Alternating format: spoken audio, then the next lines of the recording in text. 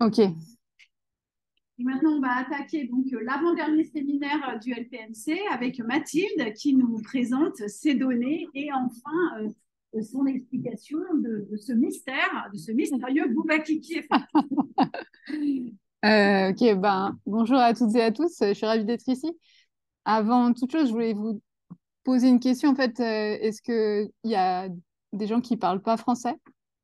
J'ai fait ma présentation en anglais et enfin, les slides sont en anglais et la présentation, je vais la faire en français. Des fois, j'ai pas toujours les mots, mais enfin, voilà, vous comprendrez, vous me direz, vous me soufflerez les mots qui me manqueront. Ouais, donc aujourd'hui, bah, je vais vous présenter un travail que j'ai effectué depuis assez longtemps, en fait, que j'ai commencé lors de mon premier postdoc à Paris, qui s'appelle Resolving the Boubakichi Effect Enigmas. Mais avant toute chose, pour ceux qui ne me connaissent pas, je voulais simplement me présenter. Ouais, c'est parti l'enregistrement. Donc, je suis maître de conférence au LPNC et je dépends aussi du CRNL à Lyon. Et je suis co-responsable du Baby Lab et du Puppy Lab de Grenoble et je vais en profiter pour faire une petite pub juste après. Juste pour vous dire d'où je parle, je m'intéresse au développement du langage et de la reconnaissance des visages, et notamment des interactions face à face, du rôle des masques sur le développement du langage, l'impact de la musique. Je travaille en collaboration et sur différents terrains et structures, donc en collaboration avec différentes associations, crèches, notamment Médiar, différentes crèches et le CHU et le CADIPA à Saint-Égrève. Et j'effectue des études en laboratoire et en contexte. Sinon, ça ne marche pas. Je m'intéresse à des populations, des nourrissons et jeunes enfants, le nourrisson prématuré, nouveau-né, et avec un trouble du spectre autistique, le jeune enfant. Et j'enseigne en fait à l'INSPE de Lyon. Voilà, mais je suis là pour mes recherches à Grenoble. Donc, globalement, juste avant de commencer, je voulais simplement vous dire il y a deux plateformes de recherche sur l'enfant à Grenoble, le Baby Lab, qui s'intéresse au développement du langage et des visages sur les 0-3 ans, mais aussi le Puppy Lab à Grenoble, et qui est financé par le pôle pilote Pégase, et qui, en fait, a pour but de vous fournir des accès privilégiés pour tester des populations difficiles d'accès, comme les enfants. Voilà.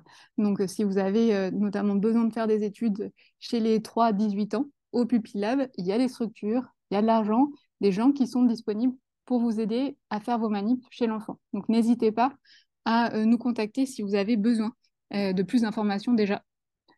Voilà. Donc, sans transition, donc je me suis intéressée à un phénomène. Le phénomène est le suivant. Donc, si je vous montre ces deux images, ces deux formes, ces deux objets, et que je vous demande lequel, selon vous, s'appelle Takete et lequel s'appellerait plus Maluma.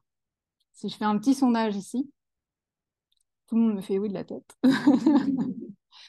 En fait, c'est un effet qui est extrêmement robuste. Si je fais un sondage et que je vous dis bah, lequel vous appelez Takete, c'est la forme pointue ou la forme ronde? Pointue. Et la forme ronde, c'est Maluma.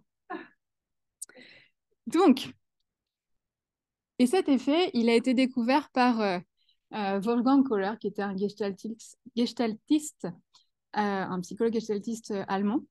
Il a été découvert en 1929, donc c'est ça fait à peu près un siècle en fait, qu'il a découvert cet effet, et ensuite il a été répliqué de différentes manières et appelé donc Maluma Takete Effect, puis Boubakichi Effect. Donc je vais l'appeler le Boubakichi Effect dans la suite de cette présentation.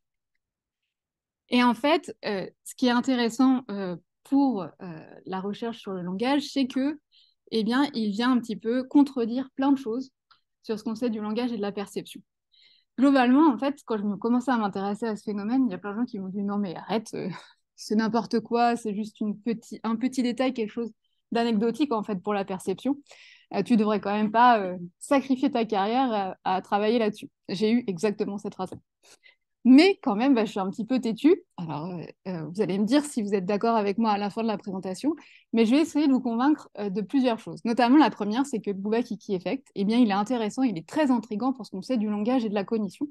Et le premier argument, c'est qu'en fait, pour ce qu'on sait du langage, il y a une chose qui s'appelle l'arbitraire du signe. Donc, c'est le fait que pour la plupart des mots qu'on a dans notre lexique, dans notre dictionnaire mental, eh ben, il n'y a pas de lien évident entre les sons qui composent le mot et le sens auquel il correspond. Sauf que quand on regarde le Bouba-Kiki Effect, bah justement, on a envie d'associer certains sons à une forme ici et donc à un sens. Donc ça vient contredire ce premier phénomène qui est quand même une caractéristique très importante qui a été mise en place, décrite par Saussure, de Saussure en 1959. Et en fait, ça a ouvert pas mal de recherches qui ont montré, et j'en reparlerai pas en détail aujourd'hui parce que c'est pas du tout mon cœur de spécialité, mais il y a des gens qui font ça très bien. Qui se rendent compte qu'en fait, bah, dans le lexique, c'est pas si arbitraire que ça. Et il y a des régularités. Et il y a des gens qui, notamment, bah, juste à côté, au Gipsala, qui travaillent sur ces genres de choses. Voilà, elle est là. Donc, Carole Chaumont, qui travaille sur ces questions-là dans l'équipe Sildo, notamment avec Elisabetta Carpietelli, donc qui travaille sur ce genre, et plein d'autres choses, mais notamment qui pose cette question de la structure, en fait, et de l'évolution du langage. La deuxième chose qui est assez finalement fascinante par rapport à cet effet, c'est que de manière originelle, c'est un effet qui est linguistique, qui implique des mots, des sons de parole, mais en fait, il y a plein d'études qui ont essayé de trouver ce Bouba-Kiki effect, et ils l'ont retrouvé dans plein de populations différentes, notamment en Namibie. Mais ce n'est qu'un exemple. Donc en fait, ça suggère que ce n'est pas quelque chose qui est spécifique à une langue, c'est quelque chose qui a l'air d'être universel. Mais ça a l'air d'être universel en dépit du fait que ça a l'air d'être un effet spécifique au langage. Donc il y a un espèce de paradoxe ici. Et le dernier paradoxe, c'est que il a beau être universel, il y a des recherches qui suggèrent, et je vais vous en présenter certaines, que cet effet n'est pas présent à la naissance, donc qui pourrait être appris. Donc ça voudrait dire qu'on apprendrait des choses universelles. Donc, finalement, si on regarde ce Bouba-Kiki effect, il y a deux grands mystères auxquels la littérature n'a pas réussi à répondre jusqu'à présent. Le premier mystère, en fait, c'est la nature des cues, des indices acoustiques impliqués dans cet effet. Qu'est-ce qui fait que Booba est rond et que Kiki est pointu? Est-ce que c'est des propriétés phonétiques? Est-ce que c'est des propriétés plutôt acoustiques? Quels paramètres à ce moment-là? Donc, est-ce que c'est des propriétés qui sont spécifiques au langage? Est-ce qu'elles sont plutôt partagées avec d'autres choses qui appartiendraient à l'environnement physique? Ou alors, c'est des choses qui sont différentes, comme des influences de l'orthographe et de la forme des lettres, parce que la forme des lettres de Booba est aussi plus ronde que la forme des lettres qu'on utilise pour Kiki. On pourrait imaginer qu'on fait des associations à cause de ça. Et aussi, qui est un petit peu un deuxième mystère, c'est l'idée des mécanismes impliqués dans cet effet. Donc, on ne sait pas si l'effet il est présent dès la naissance, est-ce qu'il est appris, s'il est appris, bah, comment est-ce qu'il émerge avec un certain type d'expérience, que ce soit la maturation, l'expérience avec le langage, etc. Donc, je vais essayer de vous présenter des réponses, enfin, des débuts de réponse à ces deux questions. Et on va commencer par la première, donc la nature des indices acoustiques impliqués, enfin, des indices impliqués dans ce phénomène. Qu'est-ce qui fait que Booba est rond et Kiki est pointu? Alors, quand on regarde, en fait, au niveau théorique, il y a plusieurs théories, en fait, qui se sont un petit peu partagées, qui essayent d'expliquer cet effet-là, et qui essayent d'expliquer d'autres effets. Hein. Ce n'est pas que des théories qui sont mises en place à cause du Bouba-Kiki effect, mais plutôt autour du symbolisme sonore de manière générale, et de la perception multimodale également. Donc, il y a la première théorie, c'est la néonatale synesthésia, la synesthésie néonatale, par Daphné Maurer et collaborateurs, qui suggère en fait que cet effet il est présent dès la naissance, parce qu'en fait il serait enraciné, rooted, qui viendrait en fait du fait que notre cerveau est complètement interconnecté à la naissance et qu'ensuite donc, il y aurait finalement toutes les aires cérébrales différentes responsables pour traiter l'information auditive, l'information visuelle, qui seraient interconnectées, donc qui ferait il y aurait beaucoup de connexions qui permettraient justement d'associer de faire des associations audiovisuelles, comme c'est le cas pour le Bouba-Kiki effect, et qu'ensuite, avec l'expérience, eh bien, il y aurait un espèce de délagage de ces différentes connexions en fonction de ce dont l'individu a besoin. Et ce qui a été clairement explicité dans cette théorie, c'est que ce serait porté uniquement par les voyelles, et ça irait bien avec ce qu'on sait notamment du développement du langage chez les enfants, parce qu'on sait qu'ils sont assez bons pour percevoir les voyelles relativement tôt dans leur développement. Et donc, c'est la propriété d'arrondissement des lèvres qu'on viendrait associer à la forme des objets. Donc, quand on fait un booba, eh ben, on arrondit plus les lèvres que quand on fait kiki, on étire plus les lèvres. Et c'est ce paramètre-là qu'on pourrait associer à la forme des objets auxquels ça correspond. Et en fait, une des prédictions qui nous intéresse pour la présentation aujourd'hui, c'est que l'effet il devrait être très fort à la naissance, parce que tout est connecté, donc il y a beaucoup de connexions, et qui devrait diminuer avec l'âge. Après, il y a une autre hypothèse qui s'est centrée sur tout ce qui est symbolisme sonore dans le langage, pas trop interaction multimodale, qui a été développée par Ime et collaborateurs, qui en fait ne fait pas de prédiction sur les neural underpinnings ou les cues qui seraient impliqués dans le Bouba-Kiki effect, mais qui dit qu'en fait, ça devrait précéder l'apprentissage du langage parce que ce serait un mécanisme qu'on aurait développé avec l'évolution et qui nous aurait permis de faciliter les premiers apprentissages de mots qui viendraient booster l'apprentissage du langage chez les enfants. Et notamment l'apprentissage de mots qui est principalement associé une forme sonore à un sens. Et enfin, il y a la Multisensory Perceptual Knowing Hypothesis by David Lekowitz et collaborateurs qui dit qu'en fait, cet effet-là, il n'est pas présent à la naissance et qui serait acquis à travers l'expérience avec des régularités statistiques audiovisuelles présentes dans l'environnement et qui serait lié du coup à une augmentation des connexions synaptiques entre différentes aires cérébrales et que du coup, concernant la prédiction qu'il ferait sur les indices impliqués, qu'est-ce qui fait que Booba est rond et Kiki est pointu, eh bien, là où on trouve les régularités dans l'environnement. Et la prédiction, du coup, qui est effectuée, qui est corollaire aux deux autres hypothèses, c'est qu'elle serait absente à la naissance et qu'elle augmenterait avec l'âge. Cette sensibilité au symbolisme sonore et au Booba Kiki effect en particulier. Donc, si vous le voulez bien, on va d'abord regarder les prédictions qui sont faites au niveau des indices impliqués dans ce phénomène. Donc, si on regarde un petit peu plus en détail, mais je ne vais pas beaucoup parler là-dessus parce que je pourrais faire une présentation là-dessus. En fait, il y a des gens qui et des évidences, des résultats qui suggèrent que, effectivement, on retrouve cette leak rounding features, donc l'arrondissement pour les voyelles. Donc, I est plus pointu que OU. Et donc, c'est le deuxième formant en phonétique. Et du coup, ça a été soutenu par différentes recherches. Il y a des chercheurs aussi qui ont suggéré que ça pouvait être le pitch, donc la fréquence fondamentale. D'autres qui est donc portée principalement par les voyelles. Il y a d'autres chercheurs qui ont mis en évidence que il y avait certains paramètres phonétiques ou acoustiques des consonnes. Et aussi d'autres paramètres acoustiques qui ne seraient pas spécifiques aux voyelles ou aux consonnes, qui ont été mis en avant dans la littérature. Je ne vais pas aller dans les détails là-dessus, mais simplement pour vous dire qu'au niveau, il y a par exemple des gens qui montrent qu'il y a des effets orthographiques du Booba Kiki. Donc le fait de connaître la forme des lettres, ça a une influence sur le fait qu'on trouve Booba rond et Kiki pointu. Mais en fait, c'est probablement pas l'origine de l'effet, puisque des enfants qui n'ont pas le langage écrit ont aussi le Booba Kiki effect, comme les montre le résultat de Spector et Maurer en 2006. N'empêche que, en fait, il y a quand même pas mal de gens qui ont travaillé sur cet effet. Et quand on fait une espèce de méta-analyse, une revue de la littérature assez pointue, et qu'on regarde les stimuli qui ont été utilisés, les stimuli de parole, eh bien, on voit qu'il n'y en a aucun qui permette vraiment de fournir une réponse cohérente pour la diversité des résultats qu'on trouve dans la littérature. Donc, je me suis d'abord intéressée à cette question dans mon postdoc à Paris avec Sharon Peppercamp et Alexandre Martin. Et donc, j'ai fait une étude toute bête pour savoir si, déjà, il y avait une différence entre les voyelles et les consonnes impliquées dans l'effet Booba Kiki. Donc, ce que j'ai fait, c'est que j'ai pris les stimuli originels, parce qu'on a fait avec Alexandre et Sharon. On a pris les stimuli originels, on a gardé le frame consonantique, le contexte consonantique, on a gardé les consonnes, quoi. Et puis ensuite, on a fait varier les voyelles à l'intérieur. Donc, ça donne Mouloumou versus Tekete ou Mélémé versus Tukutu.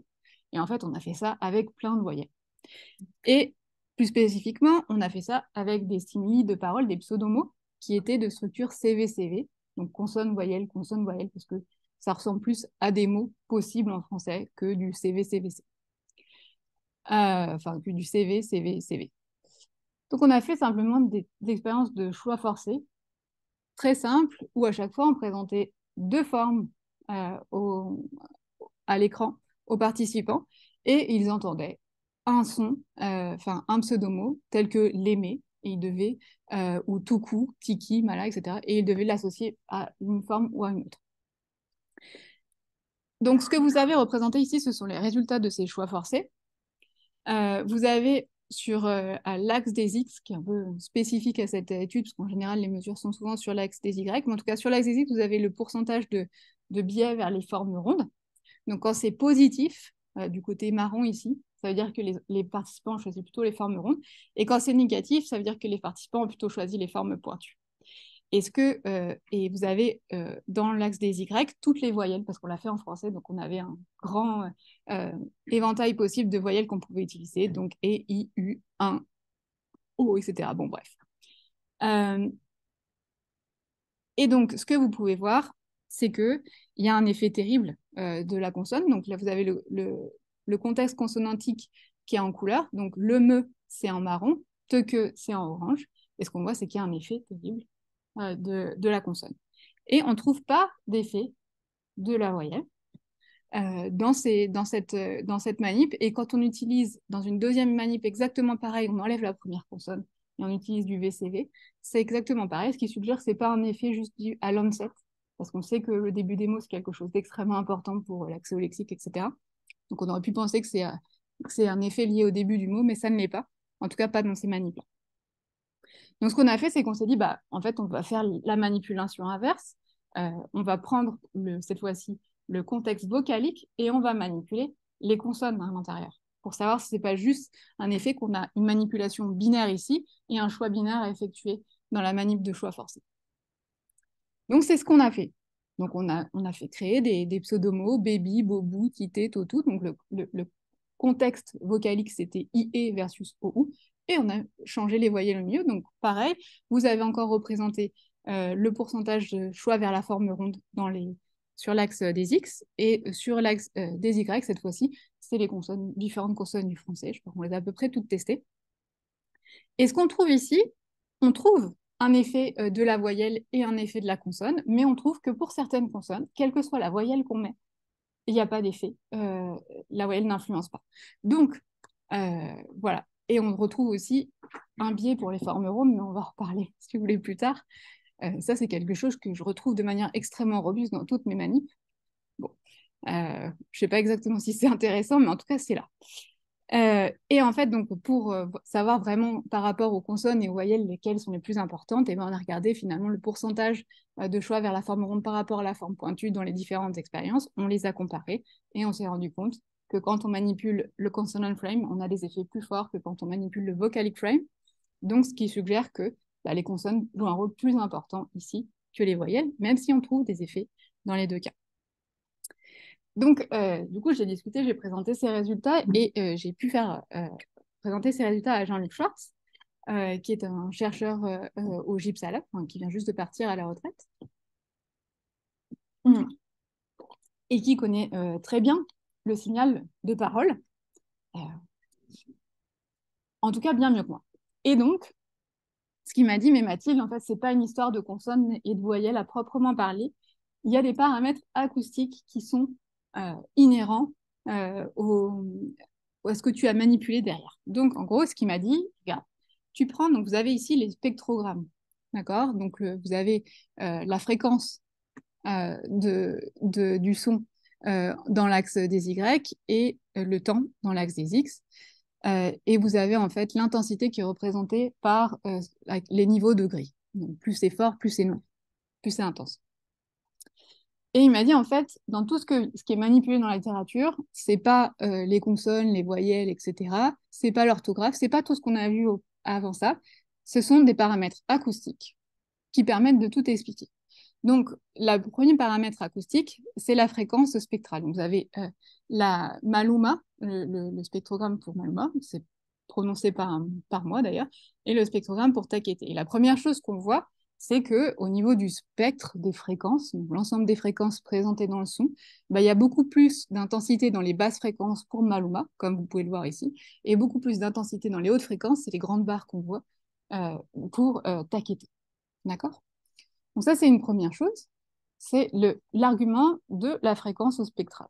Le deuxième argument, c'est il m'a dit également, c'est un paramètre qui est complètement indépendant avec la fréquence spectrale, c'est simplement la continuité du signal. Est-ce qu'il y a des silences ou pas à l'intérieur du signal? Et en fait, Maluma, c'est complètement continu, ça glisse. Taqueté, ça s'arrête, c'est saccadé. Donc simplement, le fait qu'il y ait du signal ou pas, et on voit en fait les silences très bien dans saccadé, c'est le blanc, d'accord? Ça pourrait également expliquer l'ensemble des résultats dans la littérature. Donc pour ça, eh ben, on s'est lancé dans une méta-analyse, et vous allez voir que c'est quelque chose que j'ai tendance à faire. Donc ce qu'on a fait, c'est qu'on a contacté différents chercheurs qui avaient utilisé un très grand nombre de stimuli dans leur manip, parce que si on utilise juste Booba et Kiki, qu'on fait des mesures acoustiques, bah, ça ne va pas nous donner grand-chose sur le type d'indice. Donc on avait besoin qu'ils aient utilisé plein de stimuli différents. Donc ça a donné 14 publications, il y en a 8 qui nous ont répondu en sachant que on leur demandait leurs données, leurs stimuli. Donc c'était quand même un gros investissement de leur part. Et il y a des gens qui avaient publié genre des choses il y a 20 ans. Donc, mais ils l'ont fait. On a vraiment eu un bon taux de réponse. Voilà. Et il y en a pour lesquels en fait on a contacté qui sont partis de la recherche. Donc c'est un peu difficile d'avoir. Voilà. Ça a donné à 10 expériences qui en fait rassemble des données de plus de 400 participants et 1086 stimuli de parole. Et à travers 5 langages, 5 langues différentes. Anglais, français, suédois, coréen et italien. Voilà le graphique imbuvable que je ne vais pas vous détailler plus longtemps, mais il existe, voilà, le tableau qui résume un petit peu tout ça.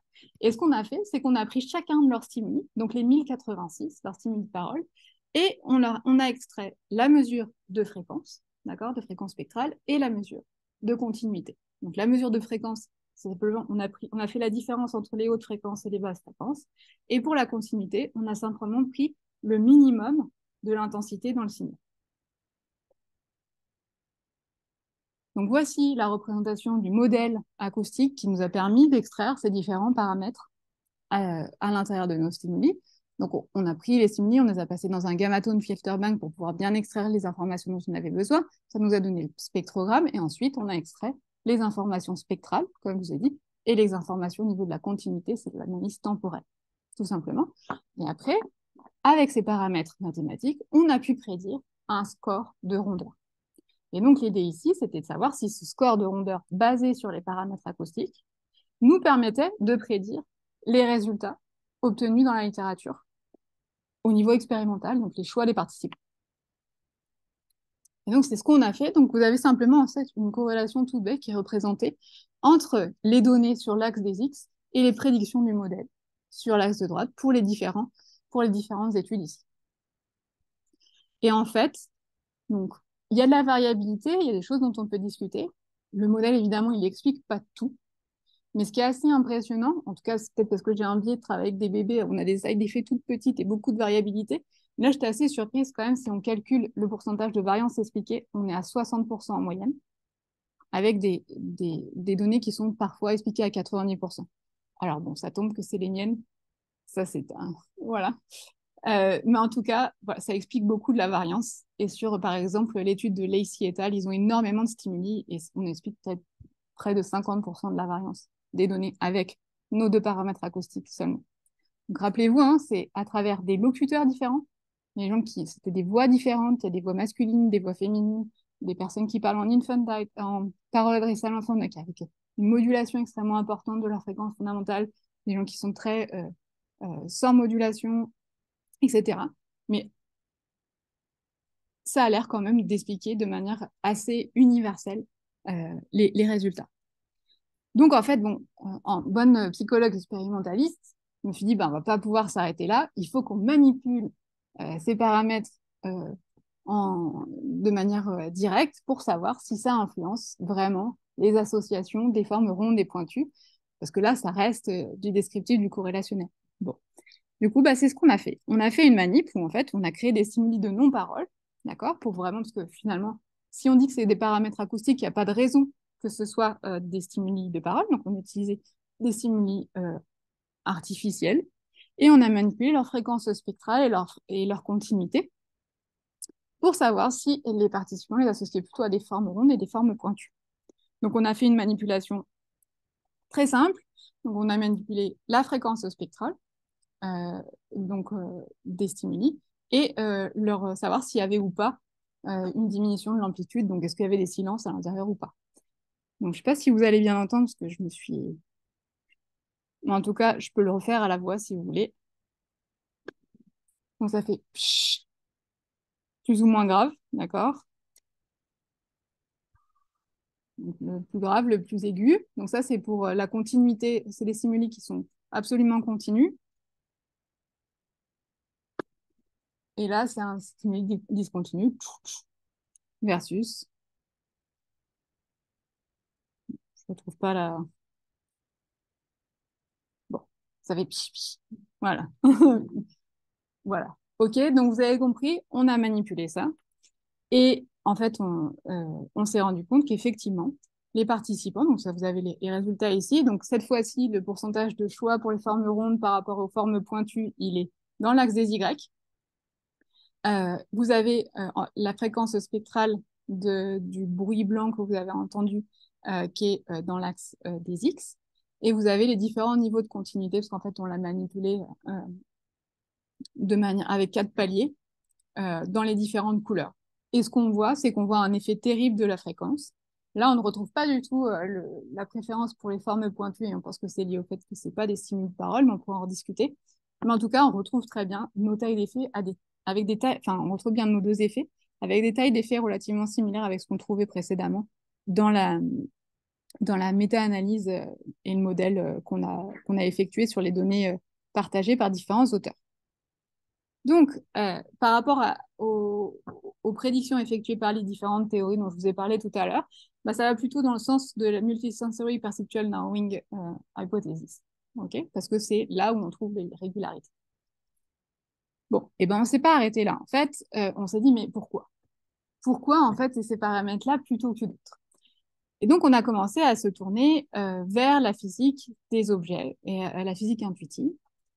Et on s'est dit, en fait, la raison pour laquelle on pourrait éventuellement trouver une correspondance entre la forme d'un objet et des propriétés d'un son, c'est le son que pourrait produire cet objet lorsqu'il roule ou qu'il heurte un sol. D'accord? Donc finalement, on pourrait trouver ces correspondances-là, ces régularités-là, dans l'environnement. Donc, eh bien, l'idée, c'est que les formes rondes, quand elles tombent sur le sol, à taille équivalente des formes pointues, elles font des sons un tout petit peu plus graves, elles ont un spectre un peu plus grave que les formes pointues. Et quand elles roulent, en fait, si vous faites rouler une balle ronde sur le sol, bah, le son qui est produit est beaucoup plus continu que quand on fait rouler avec une petite balle, vous savez, les balles pour le chien avec des pics, là, si vous la faites rouler sur le sol, ou pour les enfants, ça marche aussi, vous la faites rouler sur le sol et ça fait plutôt tac, tac, tac, donc ça fait un bruit qui discontinue. Donc l'idée, c'est finalement de se dire qu'en fait, les associations, elles existent probablement dans l'environnement, et ça pourrait expliquer pourquoi Booba est rond et pourquoi Kiki est pointu. Donc, on en vient du coup maintenant aux mécanismes qui sont impliqués dans l'effet Booba-Kiki, et on va essayer de répondre aux questions qui sont listées ci-dessous. Donc, du coup, ça concerne les prédictions, les deux premières lignes de prédiction des différentes théories présentées ici.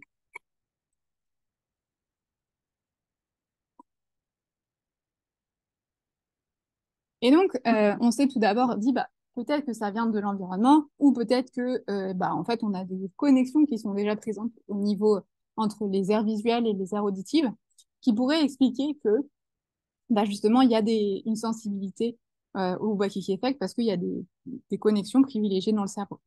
Et en fait, bah, on a contacté plein de gens ici et d'ailleurs aussi qui travaillent sur ces questions-là et qui nous ont dit qu'il n'y avait pas vraiment de lien sur notamment le traitement des fréquences acoustiques pour la fréquence spectrale et la reconnaissance des formes dans le cortex visuel.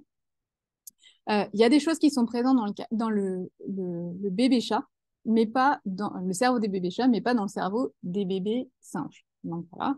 Donc tout ça, c'est reviewé par Spector et Maurer en 2009. Donc ça met un petit peu à mal cette idée que ces relations universelles pourraient être supportées par des connexions entre différentes aires cérébrales présentes de la naissance. Donc on s'est plutôt tourné vers l'argument du fait qu'on apprendrait ces régularités dans l'environnement Et donc, ça serait lié à finalement des propriétés physiques de l'environnement. Et donc, c'est là que j'arrive à une partie du talk où il va falloir me croire sur parole. C'est là qu'en fait, on s'est tourné, enfin, c'est Jean-Luc qui est allé déterrer un papier de 1900, je ne m'en rappelle plus exactement, c'est CAC, bon, 1960, un truc comme ça, un papier de mathématiques où en fait, Marc Cac, c'était un mathématicien, qui s'est posé la question de savoir si on pouvait entendre la forme d'un tambour. Donc, finalement, bah, ça ressemble beaucoup à notre question, savoir s'il y a un lien entre les propriétés du son et la surface qui vibre quand elle va choquer quelque chose. Donc, ce que ce monsieur fait dans sa... Il fait en fait deux démonstrations mathématiques. La première, et dont je vous donne la conclusion, c'est que, eh bien, quand on regarde la fréquence spectrale, on voit qu'elle est mathématiquement liée à la taille de l'objet. Donc, on ne parle pas encore de la forme, mais simplement de la taille. Donc, quand vous faites tomber un petit objet versus un gros objet, eh bien, le son qui va être produit va être beaucoup plus grave dans le cas du gros objet que dans le cas du petit objet. D'accord? Et ça, c'est démontré mathématiquement. Ça a à voir avec à quel point, finalement, la surface permet de laisser passer certains types de fréquences. Globalement, en tout cas, c'est la compréhension que je peux vous en donner. Mais ce qui est très intéressant pour nous, et qui nous intéresse encore plus, c'est que ce monsieur, eh ben, il nous a donné un point de vue, il rajoute en fait à sa démonstration, il dit, mais par contre, quand on contrôle pour la taille, ce qui va faire changer la fréquence spectrale du son produit par l'objet, c'est sa forme. Donc à taille égale, quand vous prenez sa forme, donc en fait c'est exactement, il met ça en lien avec le périmètre, donc à taille égale, et ben en fait c'est la forme qui va jouer sur la fréquence spectrale du son produit par cette forme. Donc en fait il dit que ben, quand on a un cercle, donc une forme ronde, le périmètre c'est le périmètre le plus optimal, c'est le plus petit qu'on puisse avoir à taille égale, mais par contre quand on augmente le périmètre, donc finalement ben, quand on fait faire des pics autour de cette forme, on obtient une forme plus pointue et ça va augmenter, enfin ça va permettre aux hautes fréquences de plus vibrer par l'objet en question. Donc, ce qui veut dire que rond, eh ben, ça va impliquer mathématiquement une fréquence spectrale basse. Donc, du coup, bah, qu'est-ce qu'on a fait? Donc, on était en plein dans le confinement, on avait des choses à notre disposition qui étaient relativement limitées. Et donc, Jean-Luc a la chance de pouvoir être grand-père. Donc, il a pris les jouets de la dinette de son petit-fils, c'est véridique, et il les a séparés en deux catégories, les objets plutôt pointus et les objets plutôt ronds. Et ce qu'il a fait, c'est qu'il a enregistré les sons dans sa cuisine, produits par ces objets pointus, et les objets ronds. Enfin, voilà, j'ai eu des enregistrements très sympas pendant le confinement, vous imaginez. Voilà. Et en fait, ce qu'il a regardé, c'est qu'il a regardé déjà la fréquence spectrale.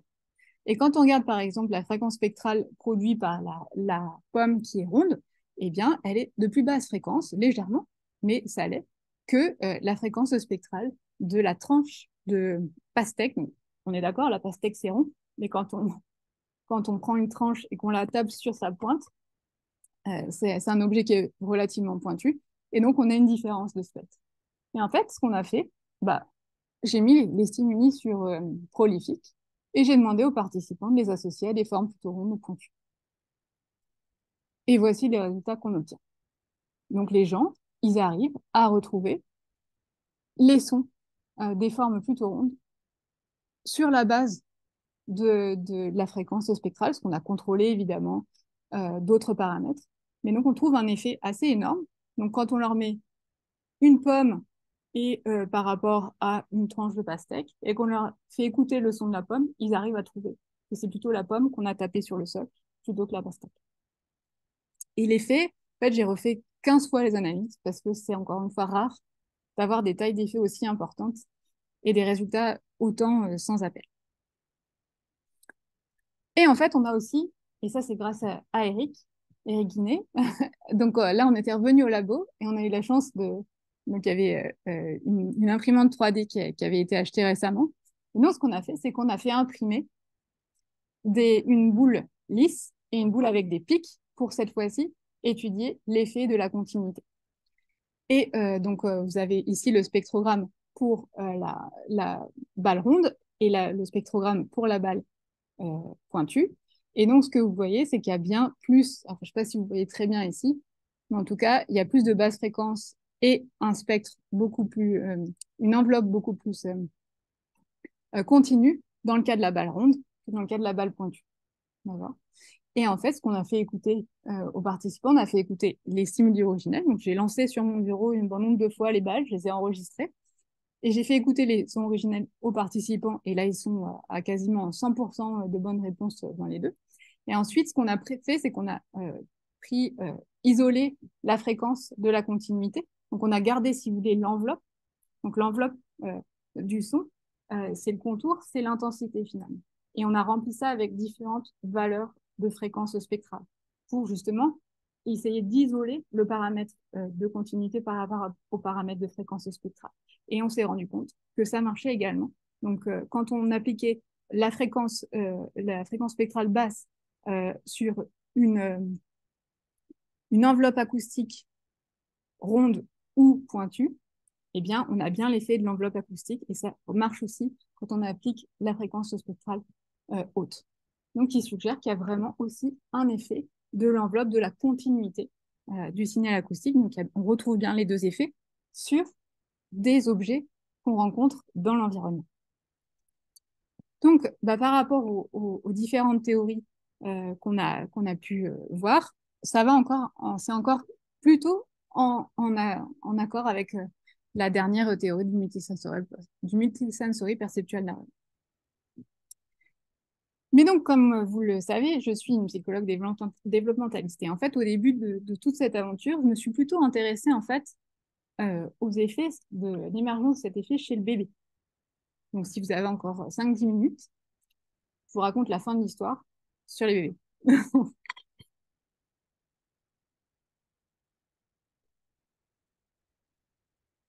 Alors, ça, c'est une histoire qui a commencé, encore une fois, avec Sharon, quand je faisais mon postdoc à Paris, et en collaboration avec Alexa Weiss, qui est maintenant en Allemagne. Donc, ce qu'on a fait, en fait, on a fait un petit peu les mêmes manips qu'on a fait chez l'adulte, mais cette fois-ci chez l'enfant. Donc, chez l'adulte, on leur a fait faire un choix forcé. Chez le bébé, on ne peut pas leur dire bah, tu appuies sur telle touche quand tu veux plutôt l'associer à telle ou telle forme. Mais le principe est un petit peu le même. Donc là, on a utilisé un paradigme de intermodal preferential looking, où simplement, on présente deux formes à l'écran, une ronde, une pointue, et on fait entendre en boucle un son, donc un pseudo-mot, tel que moulou, moulou, moulou, moulou. Voilà. Et on voit, s'ils regardent plus la forme ronde quand ils entendent moulou, et plus la forme pointue quand ils entendent kiki. Bon. Et en fait, vu qu'on pensait qu'on était sûr de trouver l'effet, j'avais beaucoup de enfin, j'étais très sûre qu'on allait trouver cet effet-là. Donc, on a aussi manipulé les consonnes et les voyelles parce que quand on faisait ça chez l'adulte, c'était un peu les questions auxquelles on s'intéressait. Donc, on a présenté finalement des stimuli qui étaient homogènes, où les consonnes et les voyelles étaient soit toutes rondes, soit toutes pointues. Ou alors, on a manipulé les voyelles, on a croisé tout ça, donc avec des consonnes rondes, des voyelles pointues et inversement. Okay, avec l'idée de aussi savoir si les consonnes jouaient plus que les voyelles chez le bébé dans le bouba kiki effet. Et en fait, on a trouvé aucun effet. Donc, on a trouvé que les bébés préfèrent les formes rondes. C'est super. En fait, ça a été déjà trouvé par plein de gens, donc on réplique, c'est sympa. Mais on trouve aucun effet des stimuli qu'on avait présentés, des stimuli audio, quoi. En gros, ils préfèrent regarder les formes rondes, quel que soit le stimuli qu'ils écoutent. Bon. Alors, voilà. Donc, je pense que je croisais Louise à cette époque-là, quand on testait ensemble à Paris. Bon, pas grave. On continue. Peut-être que c'est simplement lié au fait que la tâche elle est un peu trop difficile. Donc, on va prendre que des stimuli faciles, homogènes. Donc, soit ils sont tous ronds, soit ils sont tous pointus. Et puis, ils ont un gros biais pour les formes rondes. On va utiliser un paradigme où on présente qu'une forme à chaque fois, pas deux. Donc, comme ça, on diminue peut-être le biais pour la forme ronde. Donc, on a fait la même chose. On a présenté une forme et soit le son il était congruent avec la forme, donc une forme ronde avec un son rond ou une forme pointue avec un son pointu, et inversement des stimuli incongruents.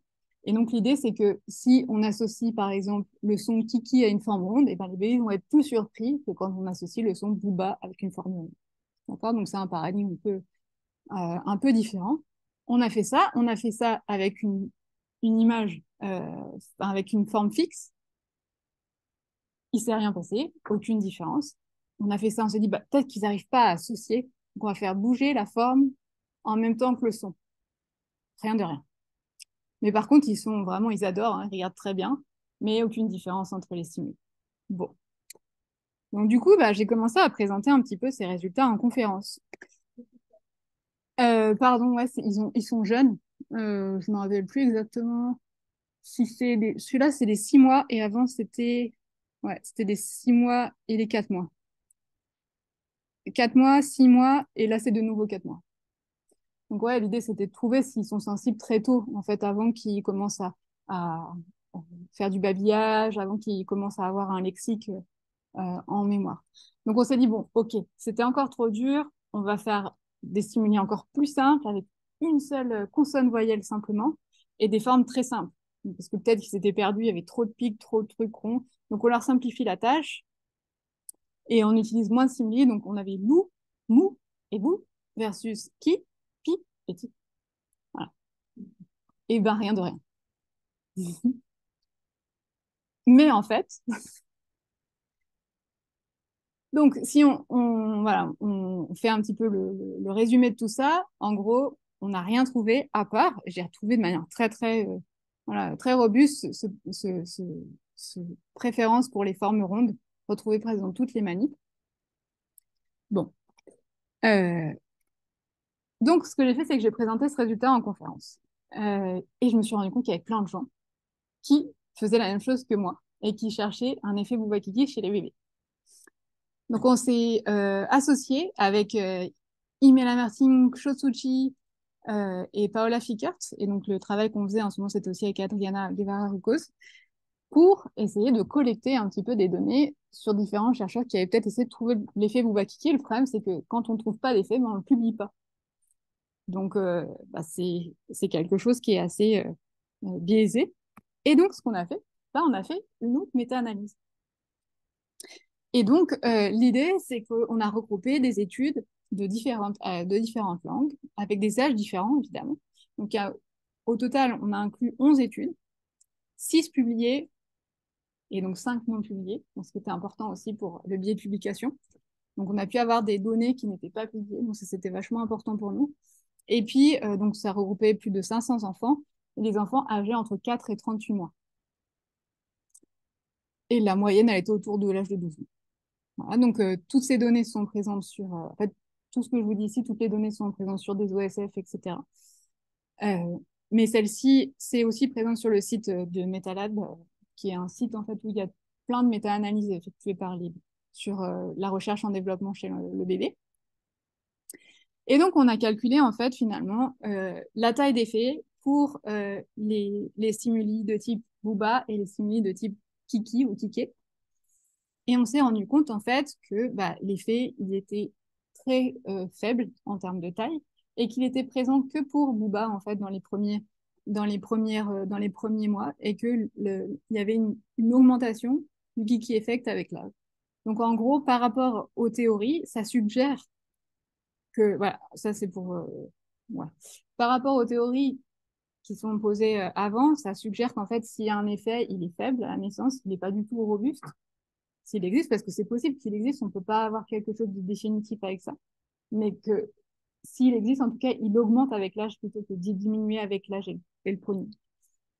Et enfin, je voulais juste voilà, voir un petit peu finalement regarder l'effet, la taille d'effet et la comparer avec d'autres manips qu'on trouve dans la littérature. Donc ça, c'est un screenshot de différentes études qui sont incluses dans l'initiative MetaLab, donc qui essaie de voir si les enfants ils sont capables de suivre le regard, comment est-ce qu'ils font de la reconnaissance de mots, etc. etc. Donc ça, c'est que pour le langage. Et en fait, bon, le centre symbolisme, c'est je vous ai mis des flèches là pour que vous voyez à peu près. Donc la taille des faits, elle est quand même relativement petite par rapport à d'autres effets qu'on trouve dans la littérature. Donc, qui ne pourrait pas, en tout cas, venir soutenir le fait que c'est quelque chose, un effet bœuf dans le développement, en tout cas dans les premiers mois. Donc, tout ça, en fait, finalement, pour vous dire que ce que mes recherches ont montré, et celle de mes collaborateurs, c'est que bah, c'est plus en accord avec la troisième théorie. Et donc, pour conclure, bah, ce que je veux vous dire, c'est qu'en fait, le Bourbaki effect, pour moi, c'est pas un effet si anecdotique que ça. Parce qu'en fait, il nous permet d'avoir des informations sur l'évolution du langage. En fait, ça suggère que le langage, on l'a probablement construit en incorporant des choses de notre environnement direct. Donc, c'est pas quelque chose qui est complètement déconnecté des autres fonctions. En fait, il y a des chances pour qu'il y ait en fait, un échange, une perméabilité entre les différentes fonctions cognitives et qui aurait une influence sur comment le langage est construit et structuré. Et la deuxième question qui m'intéresse encore plus, en tout cas pour laquelle je suis plus outillée de réfléchir, c'est qu'en fait, bah, peut-être que sur le développement du langage, il y a aussi une influence de la sensibilité sur d'autres choses, d'autres relations multimodales qu'on pourrait trouver, par exemple, le lien avec la physique intuitive, donc la physique naïve, le fait que, eh ben, quand est-ce qu'on va apprendre que les formes rondes, elles font plutôt des sons graves et les formes pointues, plutôt des sons aigus, et comment ça, finalement, ça va peut-être influencer de manière, enfin, interagir en tout cas avec le développement du langage. Et la question de savoir, il y a des études qui suggèrent aussi que finalement, cette sensibilité au symbolisme sonore, elle vient vraiment faciliter le développement du langage. Donc, c'est quelque chose que voilà, je pense qu'il faut aller regarder. En tout cas, je regarderai la littérature précisément là-dessus. Et voilà, donc je voudrais remercier bah, les collaborateurs qui ont permis de faire ça, parce qu'en fait, pour les plus jeunes, en gros, quand même, quand j'ai eu tous ces non-résultats chez le bébé, c'était quand même assez déprimant. D'avoir pu communiquer tout ça dans différentes conférences et d'avoir fait des méta-analyses. Alors forcément, c'est un travail de titan, hein, je ne vous le cache pas, mais voilà, vous savez ce que c'est. C'est un travail minutieux, mais par contre, ça a vraiment porté ses fruits parce que, enfin, on a pu avoir, je pense, avancer vraiment sur ces questions-là. Je voulais aussi remercier bah, les différents chercheurs qui ont partagé, qui ont vraiment fait beaucoup d'efforts pour retrouver leurs données et nous les partager. Et encore une fois, vous dire que tout ça, c'est sur des différents OSF quand vous avez les références. Évidemment, tous les supports et des institutions, etc. Et puis, je voulais aussi remercier les familles et les enfants, parce qu'en fait, il y a des données de plus de 1500 enfants dans ces manips. Et puis, voilà, je voulais aussi vous remercier pour votre attention.